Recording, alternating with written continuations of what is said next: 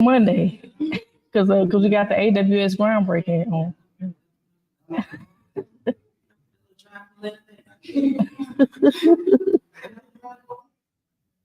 All right. Thank you everybody for coming today. We're in the middle of Bean Path's AI month, and literally in the middle of it. We have done events all throughout the month of May, and the first week we focused on family fun. The second week we focused on businesses. This is the week that we focus on techies, and so we have all sorts of ways for you all to engage more with AI and learn more about generative AI as well as traditional AI. We'll talk a little bit about that in a minute. And thank you all who are maybe tuning in from our social platforms, YouTube, Facebook. We appreciate you all too. So again, what is Bean Path? Let's just start by Bean Path is a nonprofit. I actually founded. I'm Dr. Sephus, your guest speaker for tonight. And I founded Bean Path in 2018 to help bridge the tech gap in Mississippi. We started in the local libraries and just doing tech help desk to help people in the community. And we were able to expand from there. We're now in our building, our headquarters, our makerspace, which has all kinds of stuff that we do around here for youth, for senior citizens, for small businesses, and just for people who want to get more involved with and exposed to technology. So by day, I'm a principal AI scientist, but here I am today talking to people in the community about AI. And so just so you'll know, for those of you who are in person, we do have a feedback QR code right here. So before you leave, you can fill that out for us. We appreciate that. That helps us get more metrics for more funding so we can do more stuff like this. So we appreciate you all for that. And as far as a couple more events, just want you all to draw your attention to our website. This is beanpath.org. You can go on here and find out more about what we do. But most importantly, the rest of our events for AI Month are on here. You can register. Like I said, next week we have a very special guest panel, which will be a hybrid virtual as well as in-person event with Latimer AI. If you're not sure about Latimer AI, or a company called Stock, those guys are from New Jersey and New York area. They will be dialing in to do a virtual talk next week, a tech talk. We have other tech talks coming up as well. And if you look under events, you can see all of our other classes and workshops that are coming up, especially our makerspace classes where you can do things like 3D printing, laser cutting. You can register for all those things, sewing. We have so much jewelry making, pottery, the whole nine. So you can come in and just have a field day we put the A in the STEM and make it STEAM to show that we focus on all those things and everything in between. All right, so I like to start by just kind of getting to know some of our people in the audience. So everybody who is already into AI and tech, raise your hand. We got, okay, majority of people are. Any business owners in the audience? Like small business owners, entrepreneurs? Okay, all right. Anybody in the healthcare industry? Healthcare, fintech, as in financial technology? Okay, cool. I'm just curious, what else? I know some people got in media. What else? We got education back there. You just hanging out today. Thank you for coming. We got insurance, financial management. Okay, cool. All right, wonderful. So thank you all for coming today. I'd like to get a feel for who's in the audience so we can kind of know what we're talking about today. So like I said, I won't be before you long. We just kind of want to geek out a little bit, as we say in the tech world. So I want to introduce you all. Like I said, by day, I am a principal AI scientist at Amazon Web Services, AWS, which we are actually opening 2 data centers in the Mississippi area. We're having a groundbreaking on Monday, actually, of next week. And so I'll be here for that. But we're also hosting a fiber optics course here. So definitely go to our website, check that out at the Bean Path for more workforce development opportunities. But as far as AWS, we have our version of, have you ever heard of ChatGPT? I'm sure most of you have. That's probably the most popular tool that's out there And that was created by a company called OpenAI. And they created a model called GPT. We started with GPT-3, then they started adding later versions of the model, GPT-4. Well, AWS, we have our version of ChatGPT, which is actually called Party Rock. And so that's what I'm going to be talking about and teaching from today. So Party Rock is basically a tool. It's free. You can literally go online, partyrock.aws, and you can build your own apps. So you can build your own AI apps using Party Rock. They have a lot of different tutorials on here and different things that you can try. But for example, if I go to generate app up here, it brings up a prompt and it says, describe what you would like your app to do. So I want to, let's say I want an app. Let's say I'm a small business owner and I want to create more blogs to go on my website. That's a very common use case for what we call generative AI now. So I want an app that creates blogs for my insurance website. All right, so we're going to hit generate app. And you're welcome to follow along at home too if you're watching. So it's thinking about it. It's going to try to generate an app. What it's going to do is going to create on the fly. It's using AI to make AI. That's crazy, but that's what it's doing. And so what it's doing now, you see, it's actually built it. So what it did is it created this entire app on the fly in this browser, and it created a name for it. It's called the Blog Creation Tool, and it says this tool will help you create engaging blog posts to attract visitors to your insurance website and build trust with potential customers. All right, so it came up with this on the fly, and it has these boxes. So if you notice, it has the white boxes, which are for inputs, and it has the green boxes, which are the outputs. That's just how they did it in Party Rock. All right, so the first input we got to provide, it says the blog topic. So enter the main topic for your blog post. So again, it created this by itself. I did not type this in here. It was automatically created. All right, so enter the main topic of your blog post. An example is tips for lowering home insurance rates. Any takers want to give me a blog topic? I know we just had some storms. Did we had any house damage? Trees fell down. All right, so we're going to talk about hail damage to a new vehicle that you just bought.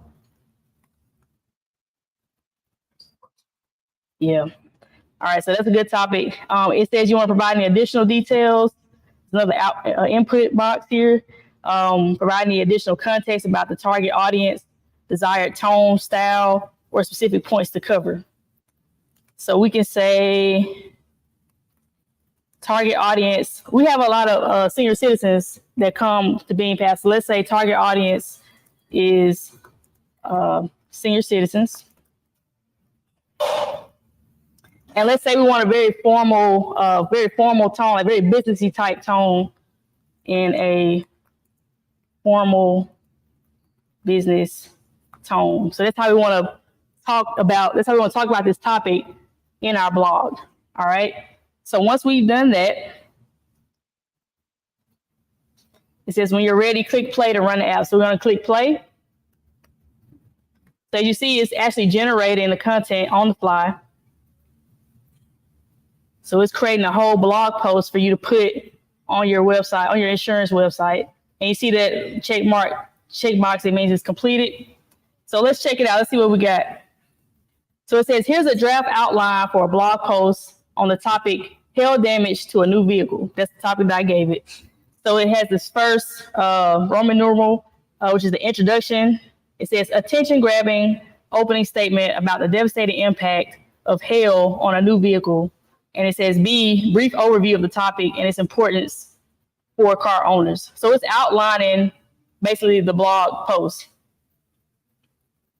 So number 2 is understanding hail damage. So A is going to talk about what is hail and how it forms. So it's giving you an outline. So let me scroll down. So it's actually giving you an outline of the blog post. And we told it, give it a very formal business tone, and then it's actually wrote the entire blog post in this second output box. So here's the draft blog post on the topic of hail damage to a new vehicle, written in a formal business tone for a target audience of senior citizens with an engaging and trustworthy style optimized for search engines. So the whole point of writing blogs on your website is to get more traffic to your website, because if someone's searching for hail damage, it's going to actually take them to your site. Your site will show up in the results. So that's a way to draw more people and more attention to your website. That's how people do blogs. So it literally has written the introductory paragraph. Hailstorms can be a car owner's worst nightmare, especially when it comes to a brand new vehicle. These unpredictable weather events can unleash a barrage of ice pellets, leaving behind a trail of dents, cracks, and shattered glass. So you see it's going on and on about hail damage, and it's following the exact outline that we gave it. All right, so let's say we want to switch this up. So it's basically an app that builds a blog. Let's say we want to switch this up. Target audience. Let's say we want to reach Gen Z generation. So target audience is Gen Z. And we'll say we want an informal style. So let's see how it changes the output based on that. I'm going to hit play, and it's going to regenerate.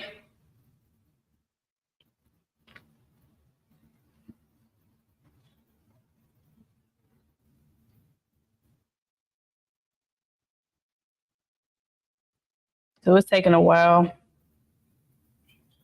It's following the same outline at the top, though. We'll talk about a little bit in a minute about how you can affect how long it takes as well. But it has already started generating the blog. So notice how different this one is. Hell no. What to do when your shiny new ride gets pummeled. So it's already changing it up to a younger style, Gen Z generation. I'm a millennial, so I don't really relate to them too much, but sometimes I do. So it says, yo, Gen Zers, imagine this scenario. You just scored your dream ride, fresh hot off the lot, and you're cruising down the street feeling like a total boss. But then out of nowhere, Mother Nature decides to throw a massive hail tantrum, and your pristine whip is absolutely hammered. So it's actually doing this in a style that would be more attractive to your audience, depending on whoever your audience is. All right, so that's how you would basically use this to do something very simple like that. It also, if you notice, you scroll down some more, it actually creates this other blog, this other box at the bottom for outputs that lets you ask it more questions and engage with it even more. So if you didn't like that, let's say we didn't like that, and we say, what kind of changes did you have in mind? So I would say, you know, hey, I was only looking for 2 paragraphs because that was way too long. Most people are not going to read, you know, nowadays. So it's literally going back. It's taking that into consideration. And it has shortened it to 2 paragraphs. All right. So these are just some examples of what I want to show. Now, I do want to kind of just put a disclaimer out there. This is not always true. What actually gets returned from the AI model, it's not always copyright able to be copyrighted or copyright infringed. It could actually infringe upon intellectual property. So that's something to keep in mind too. And every now and then you may get some toxic results that could be potentially discriminatory, and that's something that we definitely want to be mindful of. There's something called guardrails that you can use to put on top of that. They don't allow you to use all that in this app, but it's just an example. So I want to show you an example of some apps that I've built. So here's one that I built. This actually involves using images as well. And this is a hairstyle recommendation assistant. All right. So I basically went through that same process, said, hey, I'm a hairstylist. I think I did this for a hair salon called Pearl Salon Suites in Atlanta. And I said, I'm a hairstylist. I have Pearl Salon Suites, which are salon suites. And I wanted to be able to provide recommendations to people on their hairstyles. And so it came out with this, similar to how I did before. So it's asking me, what is your name? I'll say Nash. what's my hair type? I would say natural, afro, curly, just something to give it, an example. My face shape, I'll say oval. And it provided all these prompts for me. Hair length, I'll just say medium. And so we'll hit play here.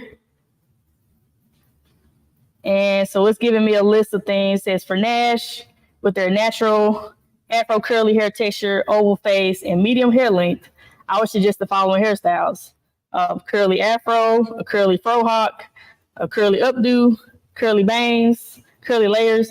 Now, this could mean multiple things, right? It could be helpful. It could also not be helpful. It could just be a bunch of gibberish because it's really not telling me too much. But the AI app decided itself to add a picture. And so it has automatically generated this picture, which is taken from some of the keywords in the what I provided as well as what they provided in the recommended hairstyle. Now, let's go over a couple of things I want to point out that Party Rock does differently than some of your other apps out there.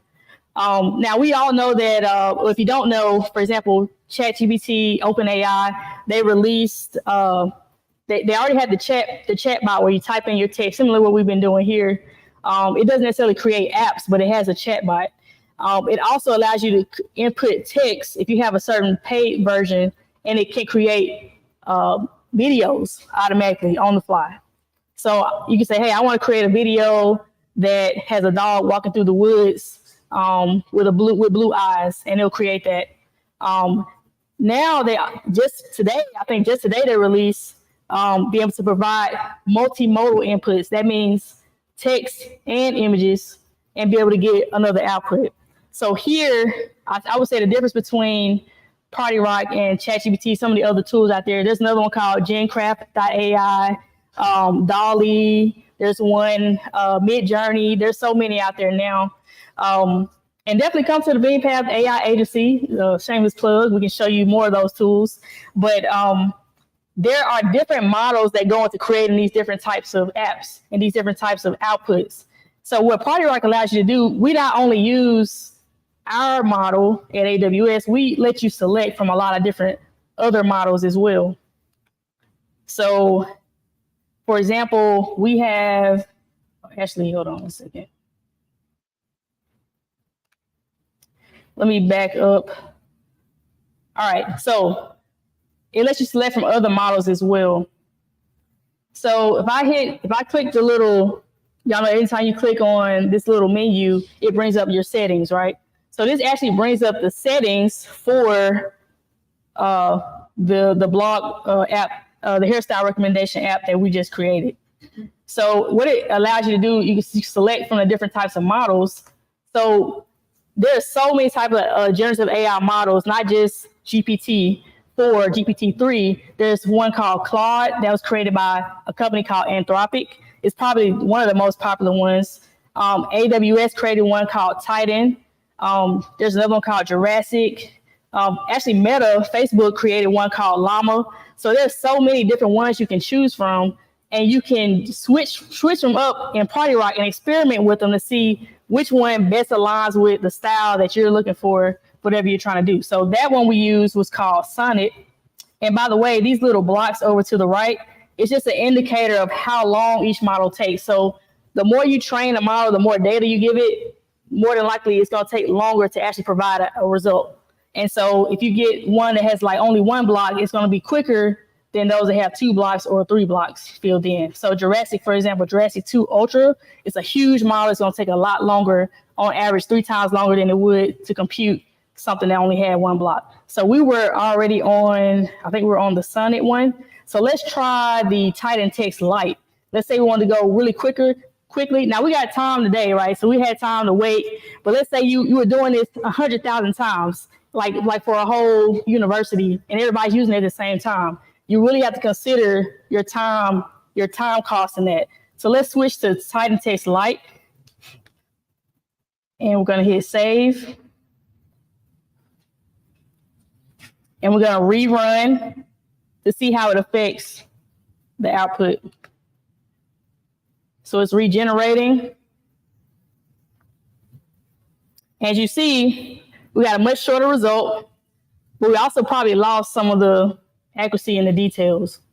So it's trade-offs. So you always have to consider that. So they only gave us 2 hairstyle recommendations, and let's see what sort of picture came up. So it's pretty much the same picture. By the way, there are other models under the pictures too that you can choose from. Right now, it's only showing a Titan image generator, but another really popular one is called Stable Diffusion. If you're just curious, you want to learn more about that too, and they have their own website that you can generate a lot of images from. Like I said, GenCraft.ai has like over 50 different models you can choose from. You can also select the style of that picture. So right now, it's no style preference. Let's say we wanted to switch it up to like an anime style of picture. So we're going to switch it. Remember, every time we switch it, we have to save and then hit play. And it's going to regenerate it in an anime style, which should be interesting.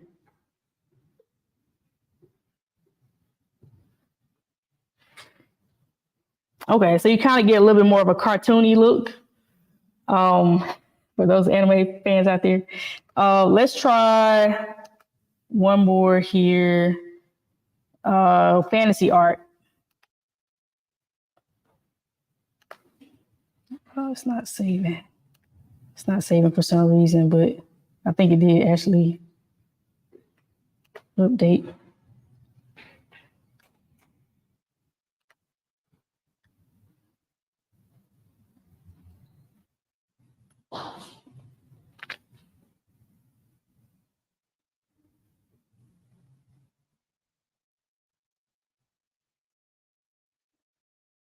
All right, so that's fantasy art.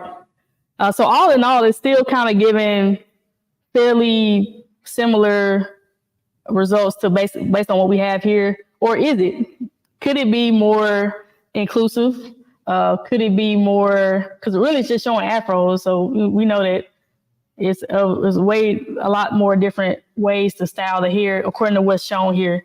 So that's just some things you could play around with. Again, it's a lot that you can do. There's also ways to adjust the more advanced settings, like for example, the temperature or the top P. And these settings just show you, like, and the tool actually shows you, increasing it tells you what it is. Increasing the parameters in this section will increase the randomness of the model's response. So basically, if you want it to be more random, resulting in more creative and imaginative text, which means it takes it farther away from the data that it was trained on. So let's do an example. If we just adjust these so we can get a more random answer, and let's play and see if it's consistent with what we think it should. The result should be farther off from where we want.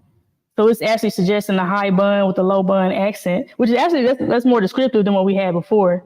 So maybe adjusting the parameters in your situation could actually help. All right, so it's just different things that you can play around with to get these models to show you what it is you're looking for. And we got a little ponytail pick there. So, and by the way, all these you can download. For example, you can download if you want to add it to your website, if you want to add more content to your social media, you can do that. I literally have built so many apps here, from vegan protein planner to help me get 150 grams of vegan protein. I'm not vegan, but I just wanted to try it out. A text rewriter, if you were texting, if you want to text someone in a more professional way, something to help you with website improving your CEO on your website, SEO, crowdfunding. I will show this one real quick. This was a cool one. This was someone who they were trying to do crowdfunding, like a Kickstarter. So they basically, this was for a juice bar in Atlanta. So let's say we're trying to raise $100,000. 1 second. And so we hit play. And it's, again, I kind of put in there that this was Atlanta. This was a juice bar in my original prompt. And so it's telling me, hey, this is how you can do that Kickstarter campaign. with the goal of $100,000, it's actually giving you the summary that you provide on the page. Hey, our existing juice bar in downtown Atlanta has been a resounding success with loyal customer base and consistently high demand for our fresh, healthy juices and smoothies. And so it's giving you more depth there, telling them why you want to raise $100,000 for renovating the space, purchasing equipment. It gives you a picture there of a juice bar, and it's giving you the different levels. So how you do a Kickstarter, when you give different amounts of money, it shows you what each person gets based on what they contribute. So $10, they get a shout out on social media. They're suggesting that they give $25, they get a digital wallpaper download. $50, you get 10% off coupon for opening week, et cetera, a t-shirt. So just to give you some ideas on what you can do and how you can create that Kickstarter campaign. Let's see, I got a couple more here. Basically, if you need help writing emails, not everybody grew up in that email era. I've noticed that amongst our Gen Zs as well. How do you write an email? It could be as well as senior citizens. It's not as straightforward for everybody. So this can really help. Even a recommendation letter generate. I get called to do a lot of these, and I hope they're not watching, but no, I should write the recommendation letter. I use it as a base to help me get started for my recommendation letters. And it really just helps speed up the amount of time that you're putting into these tasks. And that's the whole point, really. Just these tools help you, save time. They help you generate content that you may not, be able to hire a digital artist or someone that can help build your website. And it just helps you add a lot of things to it. This allows you to also create snapshots. So anytime you create an output, you hit the snapshot button and it just saves the result for you. Otherwise, it won't save it. And then because it's a free tool, Party Rock, you can also make your apps public and share them with other people, or use their apps as a template to start your app. So there's so many different things you can do. And yeah, I just wanted to kind of show you all what was possible. I can definitely take questions, or if you have ideas for apps we can generate, then we can do that too. So I'll pause for a minute. Don't be shy.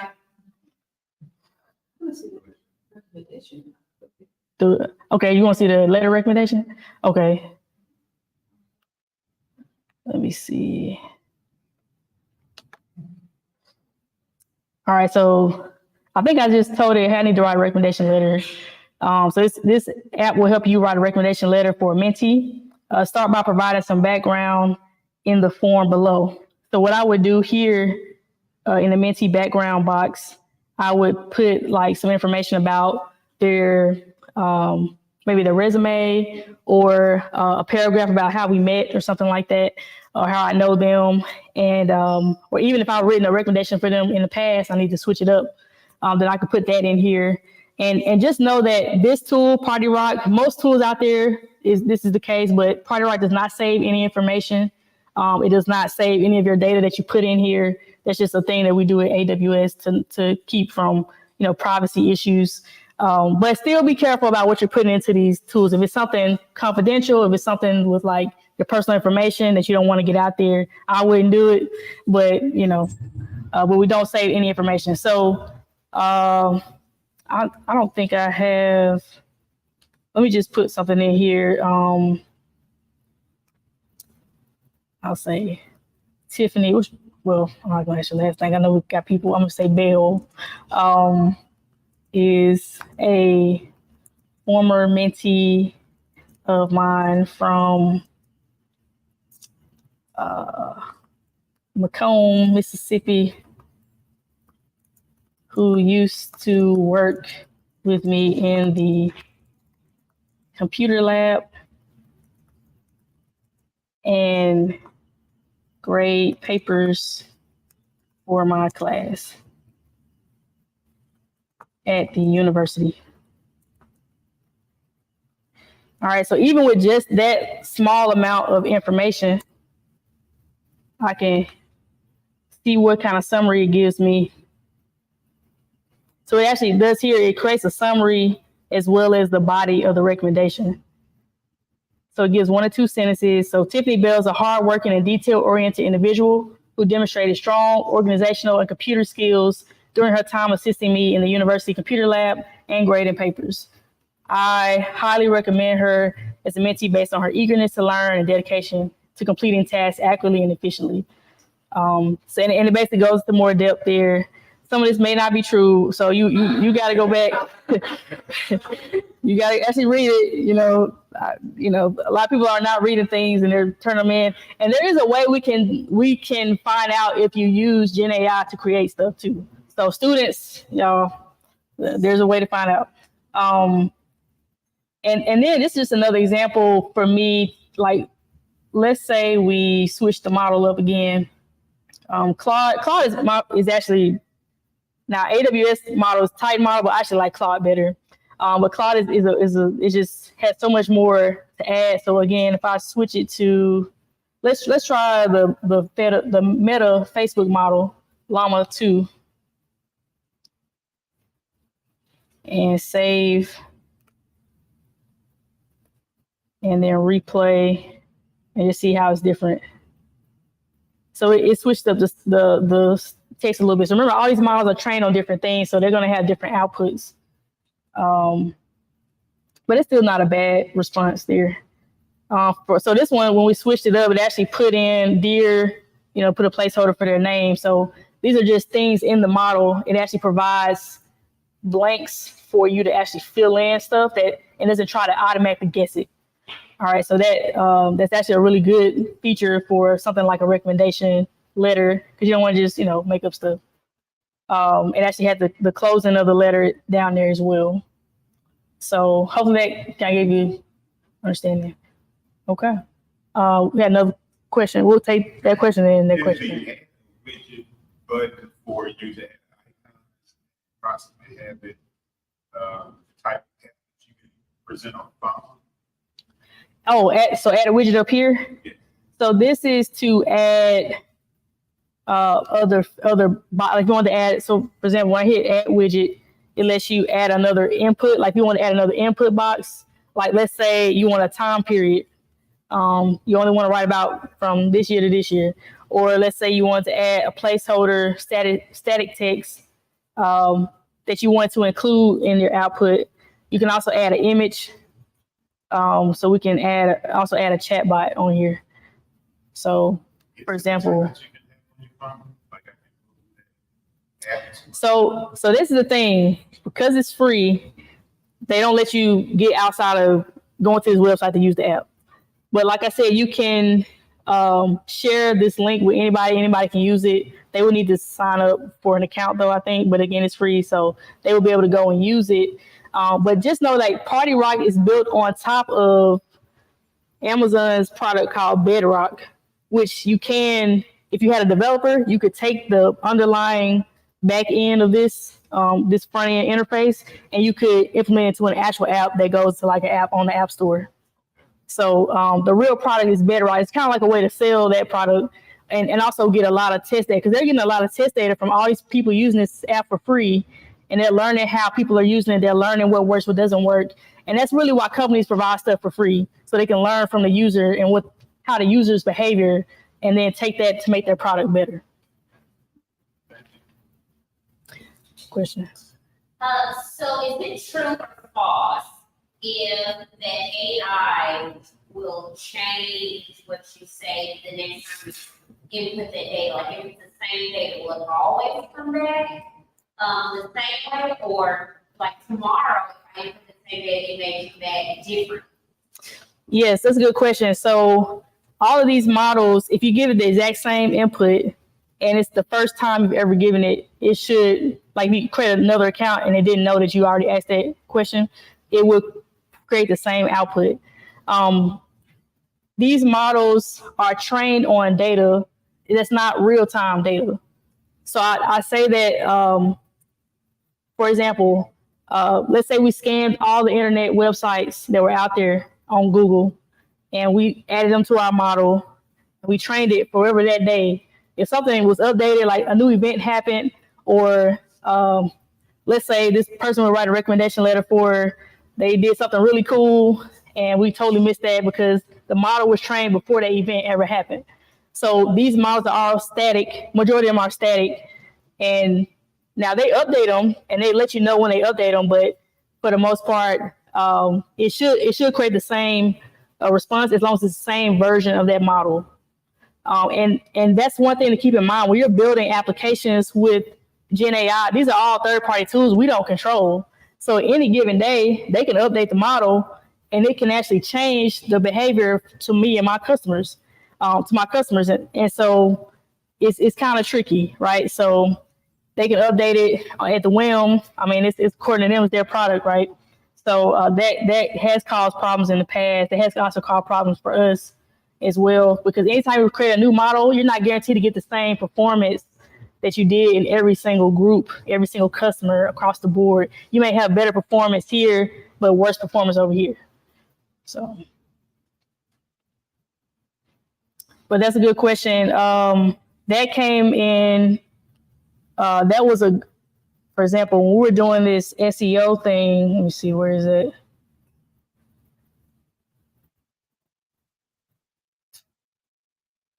Here we go. So it's basically, it's supposed to help you figure out if you need improvements in how you basically, your website shows up when people Google your name, people Google your website, people Google BeanPath.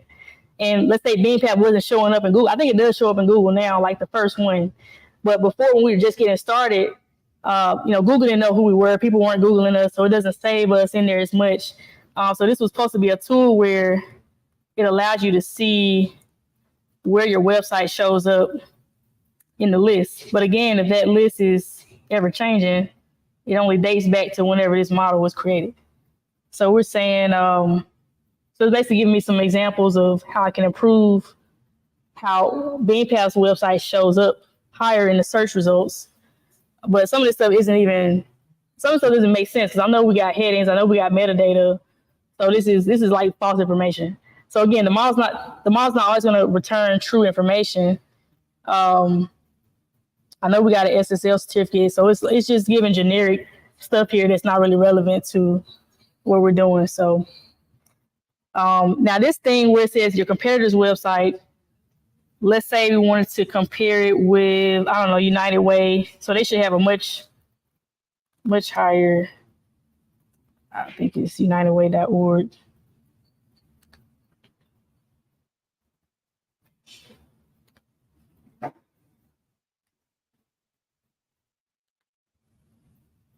Okay, well, it's not even working, but it's supposed to show you which one is higher in the search results and ways you can improve, but it doesn't work. It doesn't work that well. So again, it's not always can take it for face value, but it does help in several other ways. Like this vegan meal planner, for example. Let's say I need 150 grams of vegan protein daily. And it's going to help me find out what that is.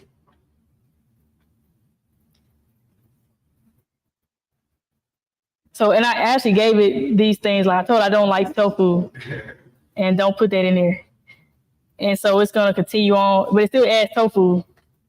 So it's again, it's not always perfect.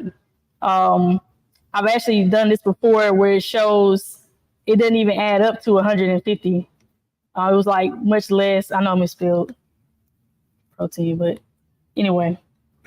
So yeah, again, this is some examples where it fails. And even with the hairstyle one, for a while, even while I was giving it afro, curly, natural, it was still giving me like white people in the picture and straight hair, and like this is not. So you really have to think about what you're using to prompt the system in order to get it to actually show what you're trying to get it to show. So, any other questions? You said these are apps you created.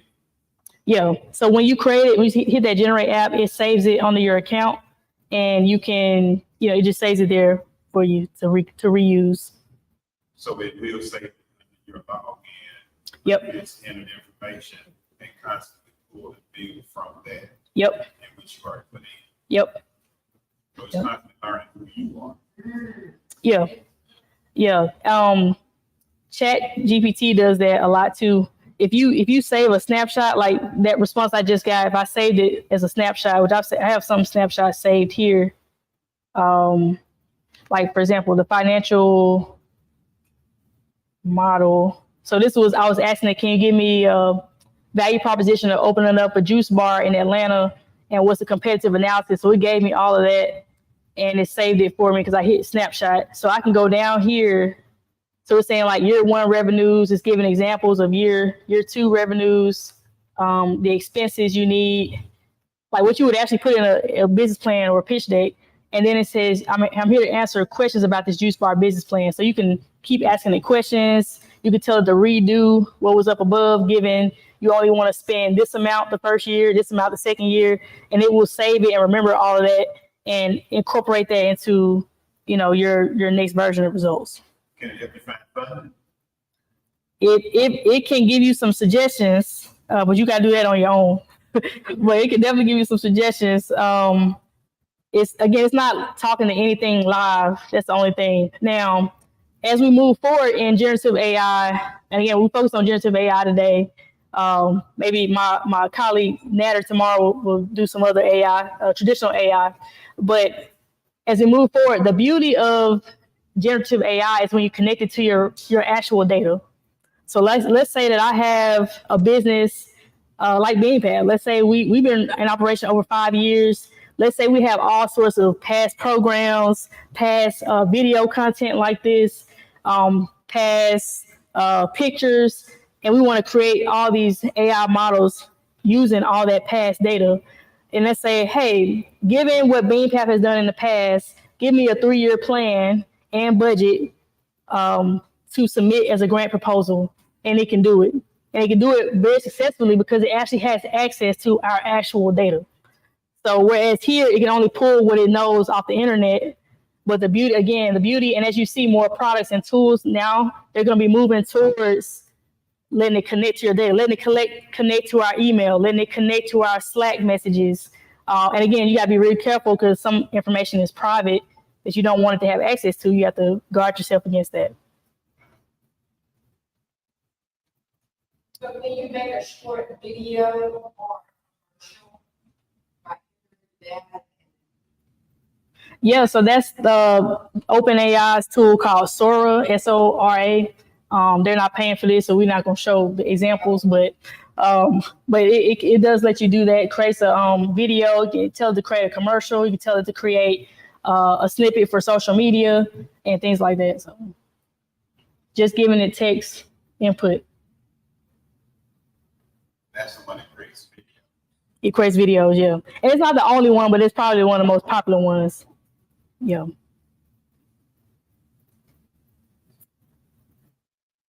All right. Any other questions? Okay. Well, again, we thank y'all for participating. Thank you for coming out. Please do leave us some feedback if you're online. If you like the content, you want to see more, we want to hear from you. If you're in person, definitely scan our code to give us some feedback. And thank y'all again for coming.